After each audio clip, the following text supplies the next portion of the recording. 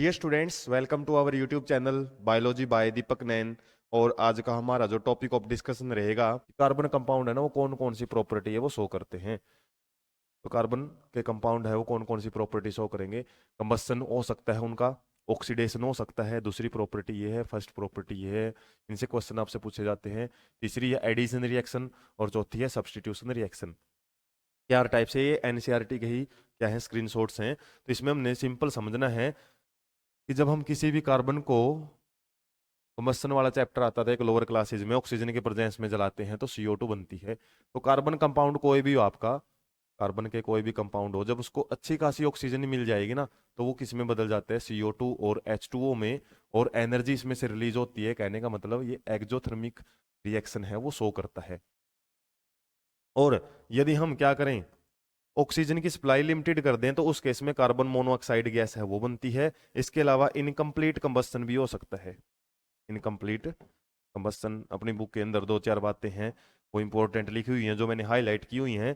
यहाँ पे हम देख सकते हैं, गैस और kerosene oil stove used home has inlets of air so that the sufficient oxygen reach. जो गैस होते हैं ना, गैस को ये जो हमारा स्टोव होता है गैस वाला, उसको यदि हम नीचे से देखें तो एक खाली जगह मिलती है उसमें। और वहां से कईयों का क्वेश्चन रहता है कि यहाँ से गैस क्यों नहीं लीक होती। तो गैस लीक नहीं होती, उसमें प्रेशर से जब गैस निकलती है तो एयर भी उसके साथ मिलके आगे बढ़ती है, जिसलिए वहां पे क्लीन फ्लेम के साथ ही हमारी जो गैस है, और गैस में क्या होता है, CH4 मीथेन होता है। और मीथेन जो जलता है तो उससे कोई धुआं वगैरह नहीं निकलता, हमारे बर्तन हैं वो भी नीचे से ब्लैक नहीं पड़ते हैं इस तरीके से। लेकिन यदि उसको इम्प्रॉपर सप्लाई मिले ना, तो उस केस में हम जैसे चूल्हे वगैरह पे यदि कोई बर्तन रखते हैं तो नीचे से ब्लैक पड़ जाता है। वो किसकी वजह से, इनकम्प्लीट कंबस्शन होता है वहां पे कार्बन का। और कार्बन का जब इनकम्प्लीट कंबस्शन होता है तो क्या बन जाता है, स्मोक, धुआं है वो बन जाता है, पार्टिकल्स नीचे चिपकते रहते हैं।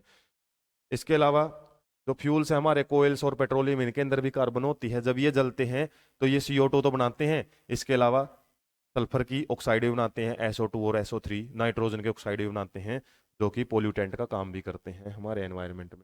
तो जो पेट्रोलियम और जो ऑयल हैं, ये भी कार्बन के कंपाउंड ही हैं। ये कार्बन डाइऑक्साइड के अलावा सल्फर डाइऑक्साइड, सल्फर ट्राइऑक्साइड या फिर नाइट्रोजन ऑक्साइड्स हैं वो भी बनाते हैं, जो कि एसिड रेन भी कोज कर सकती है। हमने सेकंड चैप्टर में पढ़ा था एसिड बेस में। तो ये कंबस्शन में तो इतना ही याद रखना आपने, कंप्लीट कंबस्शन होएगा तो CO2 और H2O बनेगा, जबकि इनकम्प्लीट कंबस्शन में कार्बन मोनोऑक्साइड और स्मोक है वो बन सकता है। टूटी फ्लेम का मतलब यही है, थोड़ा सा आपको पार्टिकल्स हैं वो उड़ते हुए दिखाई देते हैं। उसके अलावा ऑक्सीडेशन जब हम करते हैं किसका, कार्बन कंपाउंड का, तो इसमें आपको सिंपली एक सीरीज याद रखनी है, जो मैं आपको थोड़ा सा आइडिया दे देता हूँ ऑक्सीडेशन का। से रिलेटेड आपसे क्वेश्चन हैं वो कैसे, यदि आपके पास कोई एल्केन है, एल्कीन है, एल्काइन है, सिंपल कोई भी हाइड्रोकार्बन है, में केवल हाइड्रोजन और कार्बन है, उसका यदि हम ऑक्सीडेशन करते हैं, सबसे पहले बनता है एल्कोहल। और एल्कोहल में आपको पता है OH आ जाता है, ऑक्सीजन आ जाती है। इसमें तो क्या थे, कार्बन एंड हाइड्रोजन ही थे केवल। जब हमने ऑक्सीजन इसको थोड़ी सी दी है, किसी भी ऑक्सीडाइजिंग एजेंट से दी जा सकती है, ये याद रखना, डायरेक्ट ऑक्सीजन इनको नहीं दी जाती, ऑक्सीडाइजिंग एजेंट से दी जाती है ऑक्सीजन। और उसको भी हम किससे रिप्रेजेंट करते हैं, ऐसे रिप्रेजेंट करते हैं। अब एल्कोहल को यदि हम क्या कर देते हैं, और ज्यादा ऑक्सीडेशन यहाँ पे करवा देते हैं एल्कोहल की, उससे बन जाता है हमारा एल्डेहाइड। और एल्डेहाइड का फॉर्मूला क्या होता है, carbon double bond oxygen H, क्या आता है ना। अब यहाँ पे इसका फॉर्मूला क्या था, ROH था। और यहाँ पे क्या था, केवल R का मतलब हाइड्रोजन और कार्बन ही थी हमारे पास। यहाँ पे एक ऑक्सीजन ऐड हुई है। यहाँ पे क्या हुआ है, इस से हमारे पास एक हाइड्रोजन और, मतलब यहाँ पे यदि बात करें अल्कोहल का फॉर्मूला, यदि हम बात करें सिंपल अल्कोहल, इथेनॉल की बात करते हैं। इथेनॉल मतलब कार्बन कार्बन है, और यहाँ पे OH है, और यहाँ पे H है, और यहाँ पे भी H है।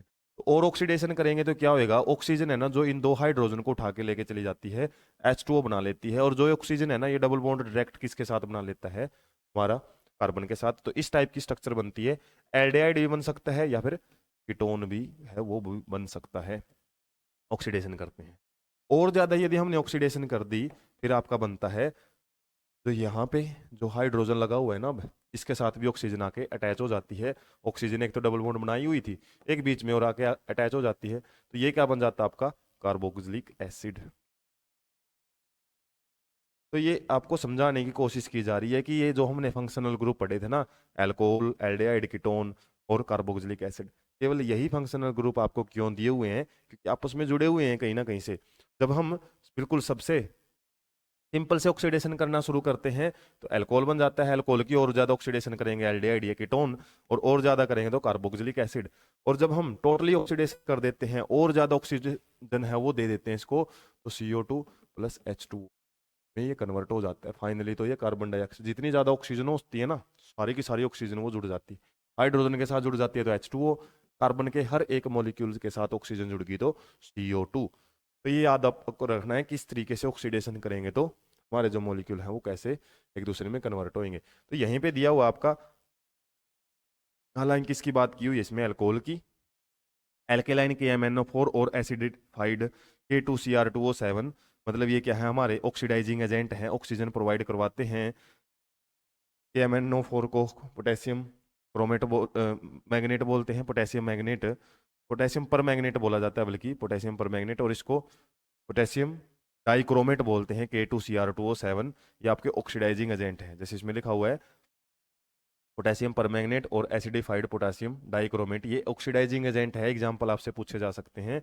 उस केस में क्या है, हमारा कार्बोक्सिलिक एसिड है में कन्वर्ट हो जाता है। और यदि इसको सीधा ही जलाएं हम अल्कोहल को, वो टोटली प्रेजेंस ऑफ ऑक्सीजन में, ये लिमिटेड सप्लाई हम बोल सकते हैं, लिमिटेड सप्लाई ऑक्सीजन की, उस केस में ये कार्बोक्सिलिक एसिड बना सकता है। बीच में यदि और लिमिटेड हम कर दें तो ये एल्डिहाइड और कीटोन भी बना सकता था, मैं तो एंड में दिखा दिया इसने कार्बोक्सिलिक एसिड बना सकता है। तो यदि हम ऑक्सीडेशन करते हैं किसकी, कार्बन कंपाउंड की, तो उससे हम अलग अलग प्रोडक्ट है वो बना सकते हैं। मैंने उसका आइडिया आपको दे दिया है। एडिशन रिएक्शंस क्या होती हैं, एडिशन रिएक्शंस मतलब कोई चीज का ऐड होना, और एडिशन रिएक्शन है आपकी ज्यादातर किस में देखी जाती है, एल्कीन में और एल्काइन में। कहने का मतलब अनसैचुरेटेड हाइड्रोकार्बन्स में, और अनसैचुरेटेड के साथ आपके माइंड में वो पिक्चर क्लियर हो जानी चाहिए कि इसके अंदर हाइड्रोजन हम ऐड कर सकते हैं। फर्स्ट पार्ट में मैंने बताया था कि इसके अंदर, और ये बात मैंने फर्स्ट पार्ट में हालांकि डिस्कस कर ली थी कि कार्बन कार्बन यदि आपका डबल बॉन्ड है कहीं पे, तो उसके पास हमारे पास क्या चॉइस रहती है कि इसमें हम, और ये जो कार्बन कार्बन डबल बॉन्ड है इसको तो हम सिंगल बॉन्ड में कन्वर्ट कर दें, और जो कार्बन की वैलेंसी है उनको हम हाइड्रोजन से ऐड करवा के पूरी कर सकते हैं। तो जो एल्कीन है और जो एल्काइन है, इनको हम हाइड्रोजन देके क्या कर सकते हैं, किसी कैटलिस्ट की प्रेजेंस में, कैटलिस्ट मतलब इस रिएक्शन को थोड़ा फास्ट कर देता है, और हाइड्रोजन यदि हम ऐड करते हैं तो हमारे जो डबल बॉन्ड है वो सिंगल बॉन्ड में कन्वर्ट हो जाते हैं। कहने का मतलब जो अनसैचुरेटेड है वो सैचुरेटेड, सैचुरेटेड का मतलब बताया था कार्बन कंपाउंड के केस में, जितनी भी जगह है ना कार्बन के पास, वो सारी की सारी यदि हाइड्रोजन से ऑक्यूपाई हो जाती है, या फिर जो कार्बन कार्बन के बीच में डबल बॉन्ड या ट्रिपल बॉन्ड है वो ब्रेक होके सिंगल बॉन्ड में कन्वर्ट हो जाते हैं, उसको बोला जाता है क्या, हाइड्रोजिनेशन रिएक्शन, जब हम स्पेशली हाइड्रोजन ऐड करते हैं, या फिर एडिशन रिएक्शन।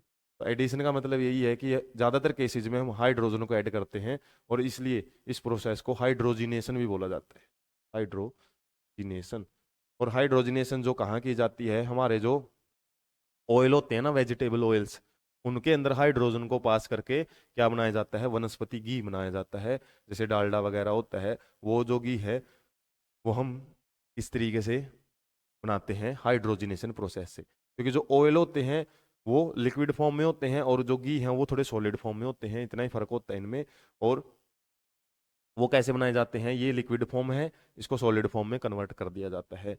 उसके बाद आपसे थोड़ा सा एक इंपॉर्टेंट बात और की हुई है, animal fats generally contain saturated fatty acids which are used to be harmful for health.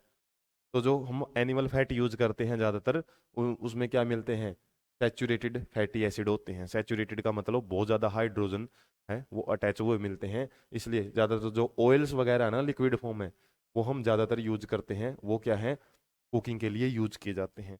इतने ज़्यादा प्रॉब्लमेटिक नहीं होते, हाइड्रोजन मतलब कम होते हैं उसके अंदर, ज़्यादा हाइड्रोजन हाइड्रोजनेशन में पढ़ते हैं हम, और यदि कम हाइड्रोजन है तो वो ऑयल वगैरह है उनको बोला जाता है, ऑयल लिक्विड फॉर्म में आपके मिलते हैं, और कुकिंग के लिए ऑयल्स को यूज करते हैं। हैट को यूज नहीं करते। सब्स्टिट्यूशन रिएक्शन देख लेते हैं। सब्स्टिट्यूशन का मतलब बदलना, और इसमें क्या करते हैं, किसी भी एक हाइड्रोजन को क्लोरीन के साथ, हाइड्रोक्साइड के साथ, CHO के साथ हमने पढ़ा था, मतलब एक हाइड्रोजन हटाया था और कोई फंक्शनल ग्रुप लगाया था, उस केस में जो भी रिएक्शंस होती हैं वो आपकी क्या कहलाती हैं, सब्स्टिट्यूशन रिएक्शन। जैसे इसमें CH4 में से एक हाइड्रोजन हटा के क्लोरीन लगा दिया, तो क्या हुआ, इसमें CH3Cl बन गया, मतलब हमारे पास क्लोरो इथेन बन गया। और जो इसमें से एक हाइड्रोजन निकला है, इसमें से एक क्लोरीन बचा है, वो HCl बना लेता है। और किसकी प्रेजेंस में रिएक्शन होती है, ये सनलाइट की प्रेजेंस में। तो इस तरीके से ये भी रिएक्शन हमारे कार्बन कंपाउंड है वो शो करते हैं। जैसे वहाँ पे हमने पढ़ा था displacement reaction, double displacement reaction. Substitution reaction भी एक प्रकार की डिस्प्लेसमेंट रिएक्शन ही है। डिस्प्लेसमेंट में हमने बस किसके लिए पढ़ा था, एक मेटल दूसरी मेटल को डिस्प्लेस कर देती है, जबकि यहाँ पे क्या रहेगा आपका, सिंपली एक जो नॉन मेटल है दूसरी नॉन मेटल को डिस्प्लेस कर लिया। क्लोरीन है यहाँ पे क्या है, हमारी नॉन मेटल है, हाइड्रोजन भी नॉन मेटल है, उसके लिए सब्स्टिट्यूशन वर्ड यूज करते हैं। काम वही है भाई, हाइड्रोजन को रिप्लेस करके वहां पे क्लोरीन है वो चिपक जाती है हमारे पास, और सिंपली जो स्ट्रक्चर बनती है या फिर जो भी रिएक्शन होती है उसको हम सब्स्टिट्यूशन रिएक्शन बोलते हैं।